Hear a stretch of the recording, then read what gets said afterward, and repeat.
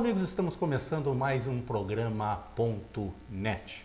Hoje vamos conversar dois temas muito interessantes. Vamos falar sobre o esporte, esse calorão, essa polêmica toda em cima do calor. E para falar sobre isso, o outro lado do esporte, a 180 graus na pista de corrida, o meu amigo, presidente da AMAL, também amante do automobilismo, Daniel Killing. Tudo bem, Daniel? Orlandini, professor, nossos amigos em casa. Sabe, Orlandini, que eu vejo essa polêmica dos jogos de futebol, volta e meia, aí, jogador dizendo que é difícil correr, que é difícil jogar bola a 30 e poucos graus. Nessa semana do calorão em Porto Alegre eu fui treinar. Fui treinar de kart lá no nosso Velopark e a gente colocou um termômetro no asfalto. E nós estávamos lá correndo a 110 graus no asfalto, com macacão, balaclava, luvas, capacete. E não tem ar-condicionado no carro. Sem ar-condicionado no carro. Óbvio que tu perde um pouquinho de rendimento, um pouquinho de tempo, mas eu acredito que não tenho o preparo físico de um esportista profissional e aguentei 40 minutos de treinamento, né? Abaixo aí, temperatura média de pista, somando com tudo ali, dá mais de 130 graus. Então, acho que essa polêmica aí é muita mídia, magistrado querendo aparecer na imprensa. O atleta está ali e tem condições físicas, tem treinamento para isso. Acho que tem que fazer menos alarde e jogar mais futebol. Também está conosco o professor, meu amigo, meu professor, my English professor. O que achou dessa? Roberto Gostei. Henry Ebel, meu amigo de vários anos, realmente meu professor de inglês durante muito tempo e uma pessoa que me ajudou muito nas minhas viagens internacionais, me deu aquelas dicas necessárias. Ô Roberto, antes de entrarmos mais no tema da língua estrangeira, eu queria que tu falasse um pouquinho. Vou falar rapidamente do teu livro aqui que tu acabaste de me dar aqui. O que você deve saber antes de estudar inglês? O Manual do Aluno. Olha aqui, Roberto. Pode falar, Roberto. Bom, se a gente sabe como enfrentar uma tarefa, as chances são de que a tarefa sairá mais bem feita.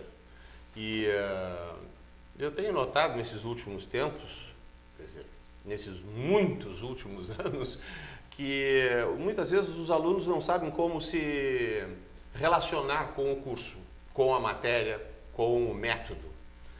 Na realidade, isso aí é fruto de uma posição dos anos 50, em que se chegou à conclusão que o que tinha que mesmo era falar. Isso é fruto dos problemas que os americanos enfrentaram na Segunda Guerra Mundial quando invadiram o Japão. E você sabe, né, japonês é uma coisa que não tem nada a ver com os nossos idiomas ocidentais, que são todos descendentes do proto-indo-europeu, uma língua que não tem nenhum documento escrito, mas que sabe-se que foi falada numa parte do mundo entre 5.000 e 3.000 anos antes de Cristo.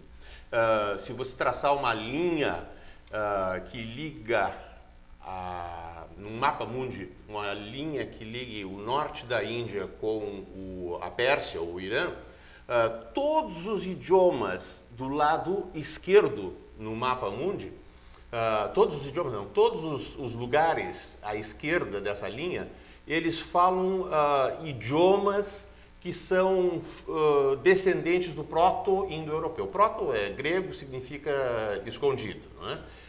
Desculpe-me, é grego e significa primeiro, né? Inicial.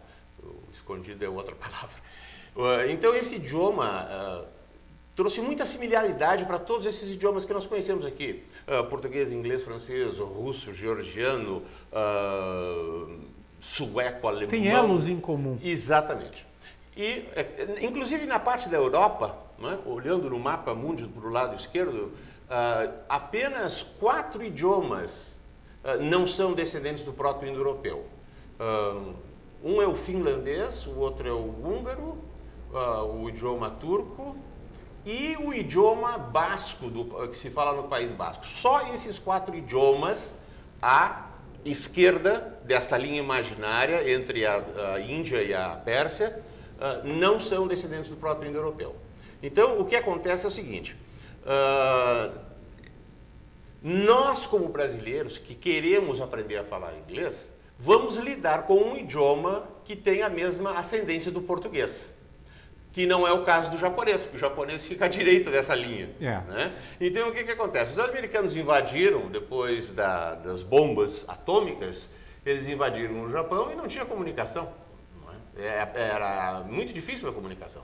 Então, ideias que já haviam sido aventadas por alemães no fim do século XIX foram finalmente trazidas à baila e chegou-se à conclusão que essa história de aprender idioma através de literatura e de gramática não tinha nada a ver, que o negócio era falar, ouvir, falar, repetir, errar, ser corrigido e acertar. Então começaram a surgir a metodologia moderna, por causa da guerra, né? Que, por incrível que pareça, sempre traz alguma vantagem, né? A horrível e essa instituição horrível dos homens de guerrear, no fim traz algumas vantagens. E uma das vantagens foi essa, se criou novos métodos. Inclusive esses métodos chegaram no Brasil na década de 50 e a história é o seguinte, o negócio é falar e repetir. E então se começou a cometer um outro pecado, não se ensinava para o aluno o porquê daquelas atitudes. E o aluno muitas vezes ficava meio confuso. Então, esse livro aqui eu escrevi entre 1999 e 2004 e ele é resultado de mais de 30 anos de observação. Antes de eu iniciar qualquer curso, eu sempre dava uma palestra mencionando os aspectos mais importantes. No caso aí, o que aconteceu foi o seguinte, eu resolvi fazer uma lista de todos os pontos que eu abordava e resumi e escrevi o livro. Como o aluno deve se comportar em relação ao aprendizado de inglês. É interessante, tem aqui o Olavo de Carvalho, né? O homem que não domina as palavras é dominado por elas. Vive num mundo de ilusões verbais que toma por realidades. Quando consegue montar uma frase, imagina que provou um fato. A fala, em vez de ser uma janela para o mundo, substitui o mundo. É a auto-hipnose verbal tomando o lugar do conhecimento. Bem interessante, o Olavo de Carvalho está aqui esse cara é fenomenal. No início do livro.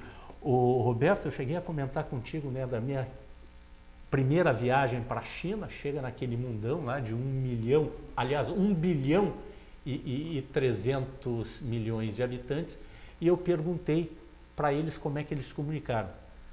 Daqui a pouquinho, depois de um rápido intervalo, eu vou falar sobre este assunto que me chocou dentro do padrão brasileiro, que a gente acha que não precisa estudar outra língua, né? Lá na China, eles se comunicam não através do mandarim, do cantonês ou de outra língua nativa. Vamos conversar isso logo depois do intervalo. Este é o Ponto.net.